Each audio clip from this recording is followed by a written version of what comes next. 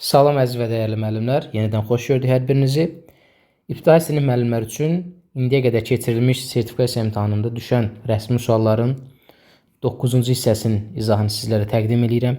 8 hissə kanalda ardıcıl olaraq yerləşdirilib.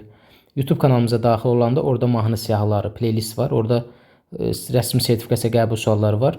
Oradan tıklayıb daha rahat videoları ardıcıl və sistemli şəkildə izləyə bilərsiniz. Vaxt itirmədən keçək suallarımızın izahına. Birinci sualımızı oxuyaq. Eni 15 metr, uzunluğu 23 metr olan əkin sahəsindəki məhsulu toplamaq üçün işçi çağırılmışdı. İşçi hər gün 15 kvadrat metr ərazidəki məhsulu toplamağı planlaşdırırdı. Burada hər gün 15 kvadrat metr ərazi deyirsə, demək biz əvvəlcə bu əkin sahəmizin sahəsini tapmalıyıq. Bunun eni 15 metr, uzunluğu 23 metrdirsə, sahəni tapmaq üçün eni uzuna vuraram. 23-ü vuraram 15-ə, bərabər eləyər 345 kvadrat metr. İndi işçi hər gün 15 kvadrat metr ərazidəki məhsul toplayır və 9 gün plan üzrə işləyir. İndi baxırıq ki, bu işçimiz 9 gün ərzində nə qədər yerdə məhsul toplayır, nə qədər ərazidən məhsul toplayır. Nə edəcəyik?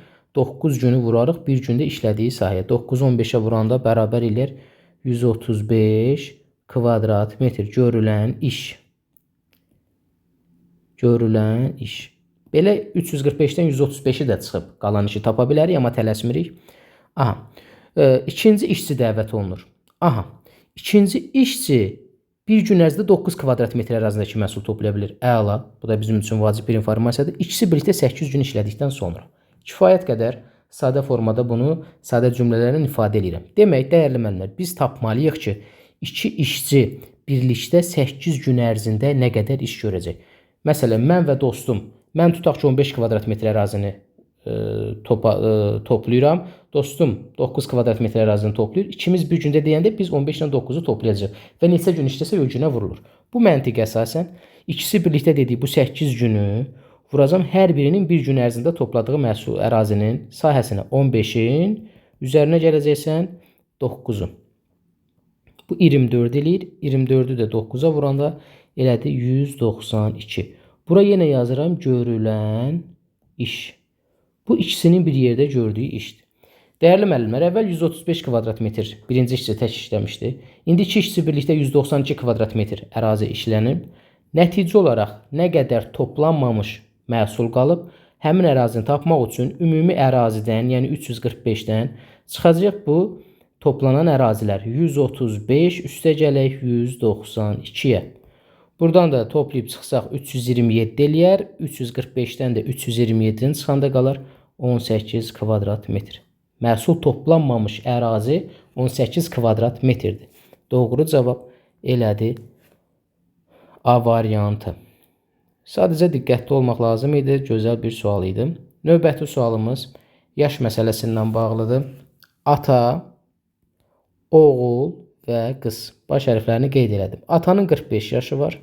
Oğlun 7 yaşı var. Qızın isə 8 yaşı var. Neçə ildən sonra onların yaşları cəmi 75 olar. Bunun hər birinin üstəgəl x ilə də yaza bilərik tənliklə. Amma ehtiyac yoxdur. Daha rahat yolunu göstərirəm. Əvvəlcə biz bunların üçünün nə qədər yaşı var indiki zamanda bunu tapırıq. 45-in üzərinə 7-ni və 8-i əlavə edirik. Eləyəcək 60. Ümumi yaşları cəmi 75-dir. Yəni neçə ildən sonra 75 olacaqsa, bu 75-dən hazırki yaşları cəmini, yəni 60-ı çıxıram. Demək, nə qədər eləyir? 15 il. Və bu 15 il 3 nəfər olduğuna görə 15-i də böləcəksən 3-ə bərabər eləyir 5. Çünki hər biri eyni qədər artır. Zaman keçdikcə yaş fərqi dəyişmir. Hər biri 5-5 artacaq. Gəlib axırda eləyəcək 75. Doğru cavab elədi D variantı. Növbəti sualla qarşınızdayıq. Növbəti sualımız da maraqlı bir məsələdir. Xeyriyyətçi 6 gün ərzində 1500 manat pulu yardım fonduna köçürmək qərarına gəldi. Amma o hər gün, plan beləymiş ki, hər gün 6 gün ərzində. Amma sonradan hər gün əvvəlki günə nisbətən 20 manat çox pul köçürərsə, 4-cü gün köçürdüyü pul bütün pulun hansı hissəsini təşkil eləyər?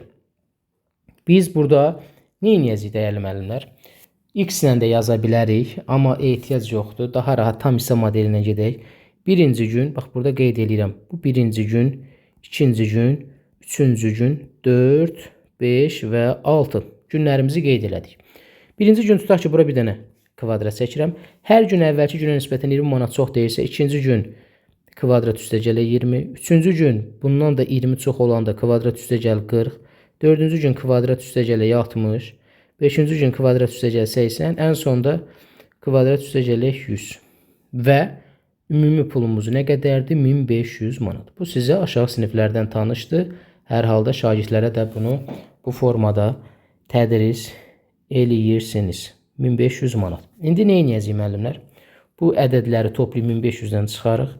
1500-dən çıxacaq burada 20, 40, 60, 80, 100. 20 ilə 40, 60, 120, 200, 300. 1500-dən 300-ü çıxanda qalır 1200. İndi burada 1200 neçə dənə kvadratın cəmidir? 1, 2, 3, 4, 5, 6.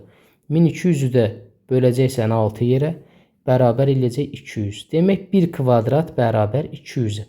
İndi bizdən hansı günü soruşursa, gətirib yerinə yazıb rahatlıqla hesablaya bilərik. Bizə deyir ki, 4-cü gün köçürdüyü pul. 4-cü gün köçürülən pul hansıdır? Kvadrat üstə gələk 60. 200-ün üzərinə 60-ı gələrik, bərabər eləyər 260.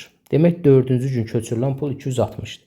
Və bütün pulun hansı hissəsini təşkil edir deyə soruşulur. O zaman 260-ı böləcəyik 1500-ə. Bunu da qayda kimi yadda saxlayın dəyərli müəllimlər. Bir ədəd digər ədədin hansı hissəsini təşkil edir deyirsə, hər zaman birincini ikinciyə bölə bilərik. Bunu da ixtisar eləyərik. Təbii ki, bunu mərhələli ixtisar da eləyə bilərik. Bir dəfiyyət ixtisar eləyə bilərik. Mərhələli ixtisar məsələn əvvəlcə 2-yə böl, sonra 4-ə böl və s. Burada elə baxanda gör ki, sıfırlarımız gedir. Qaldı nə? 150-də 26. Cavablarda baxırıq ki, bu da ixtisarla verilib. Yəni 156-da 26-nı bir də ixtisar eləsək, məxrəc və surəti ayrılıqda 2-yə bölsək, 26 2-yə 13, 150 2-yə 75 bərabərdir 75-də 13. Amma belə baxanda hər tərəfini 20-yə də ixtisar eləyə bilərdik məxrəc surət. Bu anında imtaxandasınız, bəlli bir həyəcan gəlməyə bilər. O zaman birbaşa yox, mərhələli ixtisardan istifadə eləyə bilərsiniz. Doğru cavabımız elədir. D variantı. Növbəti sualımız ədədi orta ilə bağlıdır. Ədədi orta nə idi dəyərli müəllimlər? Bir neçə ədədin cəminin onların sayına nisbətinə ədədi orta deyilir. Və ya tərsinə sayı belə deyək, ədədi ortaya vuranda isə həmin ədədlərin cəmini verir. Ədədi ortası 40 olan 3 ədəddir. O zaman biz 40-ı vurarıq 3-ə bərabər eləyər 120. Demək bu ədədlərin cəmi 120-dir. İndi biri 31, digəri də 52-dir. Biz nə edəcəyik? 120-dən çıxacağıq. Bu birinci ədədimiz 31, üstə gələk 52 digər ədədimizi. Və bu bərabər eləyəcək 37-yə. Doğru cavab elədi burada C variantı. Bir də təkrar edirəm, 123 ədədin cəmidir. Birincisi məlum, ikincisi məlum, üçüncü ədəd tapmaq üçün toplayıb çıxırıq. 5-ci sualımıza baxırıq dəyərli müəllimlər. Bölənimiz 36-dır. Natamam qismətimiz 3 olarsa bölünənin ən böyük qiymətini tapın.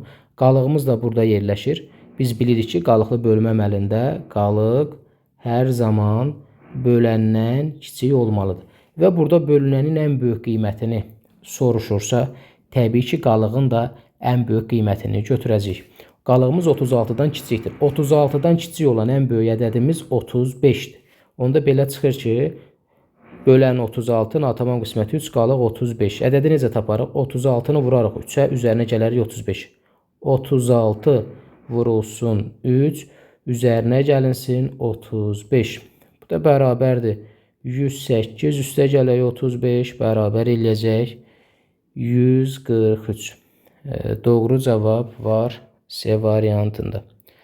Dəyərli müəllimlər, sizlər üçün rəsmi istifadə olunan sualların 9 hissə izahını artıq indiyə qədər təqdim eləmişik. Siz də video çəkilən əziyyətə və əməyə hörmət olaraq abunə olun kanala, paylaşın digər müəllim yoldaşlarınızla ki, bəs bu kanala dəstək olunsun və bizlər sizlər üçün daha çox izahlar, daha çox videolar çəkib yerləşdirək. Təbii ki, videonun rəy bölməsində də öz fikirlərinizi neçə səhv, neçə düz yazdığınızı qeyd eləyə bilərsiniz. Hər birinizə uğurlar arzulayıram dəyərli müəllimlər. Növbəti izahlarımızda görüşərik. Hələlik.